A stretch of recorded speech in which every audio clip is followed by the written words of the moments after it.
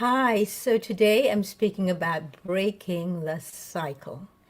So we all live cyclically, whether we realize it or not, everything is a cycle. The moon, the stars, the oceans, the sun, all have different cycles, and so do we, because we're part and parcel of nature. In fact, we're an integral part of nature. So why do I say breaking the cycle? Because we have cycles that we need, and this is what creates the rhythm of life and the rhythm of the universe. I'm talking about the cycles in our lives that keep recreating pain and suffering and struggles. That's the cycles that I'm talking about. I'm not talking about the cycles of life themselves. So, what do I mean breaking the cycles? There is a part in each and every one of us where we are pure and blissful, and we are pure love and pure bliss. That part of ourselves needs sometimes restructuring, reordering. We need to create new patterns of involvement in our lives. We need to create new habits. So, a lot of us habitually abuse ourselves without realizing it. Some of us do it on a very strong level. For example, some of us do it using props like cigarettes, alcohol, other forms of drugs. And there are many forms of drugs. Procrastination can be one of them. And then there are those we inherit from the family. For example, a lot of us inherit from the family inactivity, just going to work, coming home, just laying on the couch and not responding to our own inner cravings of alignment with nature and of meaningfulness in our lives. I think that's why we have such a critical problem and a huge problem with drugs, because we know that something is wrong here. Something is not the way we are meant to be living. Something about us doesn't sit true for us. We realize that we have been poisoned, we have been programmed to do things that are toxic in behavior systems and patterns that do not elevate us to our highest, most evolutionary stages in our lives, and that we're suppressing this need and this craving for ourselves. So instead of us then going on an excavation of our own inner lives and ourselves, we start going on the outside to actually find ourselves when we can never be found externally. And we usually do this based on the patterns in our family. We have a lot of patterns on how we respond to distress, to stress, to pain, to discomfort. And we need to then look at the patterns in the family that have been passed down to us of how we deal with this. Whether it's on the outside of us, the cause of the, or the so-called or perceived cause of the distress, in truth, it's how we respond internally that counts, and how we respond depends on our internal marketing of our resources, on the resources that we have internally, and how we have either suppressed them or we have pulled them together and created a resource for ourselves that is instant, that is right there when we need it, or that we have realized that we need time out. Yes, time out. So we can go internally and take some quiet time, or we can go and walk under a tree, or just sit under a tree, or sit in the tree, or go swimming in a body of water, or we can just listen to the birds as they serenade us.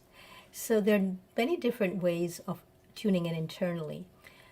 And the point of this is to break the cycles of inaction, inactivity, or action based on abusive patterns. And abuse doesn't mean somebody's doing it to us. Very often we partake in it ourselves and we do it ourselves. So, what patterns of abuse, what cycles of abuse in your family would you like to break today? It doesn't have to be the big ones, it doesn't have to be verbal abuse, what I call language abuse, using language as weapons. It doesn't have to be sexual abuse. It doesn't have to be physical abuse. It's the way in which we treat ourselves. If we come from a family where victimhood is celebrated and it's the only thing we know, we will be perpetually recreating these dramas in our lives of victimhood. And that's what I mean when we need to break the cycle. We need to look at our own sense of self and start empowering that in the most majestic ways possible. And there's so much we can do to empower this. And I'm going to put up on the screen now several ways in which we can break the pattern. And it is simply a decision away. So we have here the most amazing, incredible suggestions by Lori. Be the person who breaks the cycle. If you were just judged, choose understanding. If you were rejected, choose acceptance. If you were shamed, choose compassion. Be the person you needed when you were hurting, not the person who hurt you. Vow to be better than what broke you, to heal instead of becoming bitter, so you can act from your heart, not your pain. That's what I mean about breaking the cycles. It's all of these steps, one after another, that count. It's all these different ways in which you see you're repeating the same family cycles and family drama, or the dramas that you see on television if you're addicted to watching programs on TV that are all drama related. Break the cycles. And how do we do that? By looking at the way in which you judge yourself. If you were judged, do not judge yourself. Choose to understand yourself. If you were rejected, do not reject yourself and your own basic needs. Choose acceptance of yourself. If you were shamed, choose compassion for yourself. That's what I mean by being the person when you were hurting that you needed, not the person who hurt you. So you can actually do this on a daily basis, on a regular basis. Find time for you. Unless you find time for you, this is going to be a real challenge. So making time for self, whether you get up early in the morning, an hour earlier, and you make time for yourself, or you go to bed an hour earlier, and that's the time for you to meditate, to look at all the patterns that you wish to break in your lives, the patterns you wish to change and evolve into. What new patterns would you like to evolve into? What would you like to see different? What new story would you like to start telling yourself? Because we tell ourselves stories all the time, and that's how we continue the patterns. So I invite you today to have a look at this, and if you'd like some resources to help you do this, please go to my brand new Facebook page of Elegantly Raw Resources, and I'm putting up every day, I'm adding new resources free of charge on there to help break the patterns and to inspire you and to motivate you to get up off the sofa, get up off of the self-pitying, and leave the self-pity parties behind and start finding new ways in which to really emerge triumphant and as the conqueror of all these older patterns that you've inherited. So towards self-empowerment is what I am hoping you will choose today, the path towards self-empowerment. And that's why I've created the Elegantly Raw resource page. You can find it on Facebook. Just go there.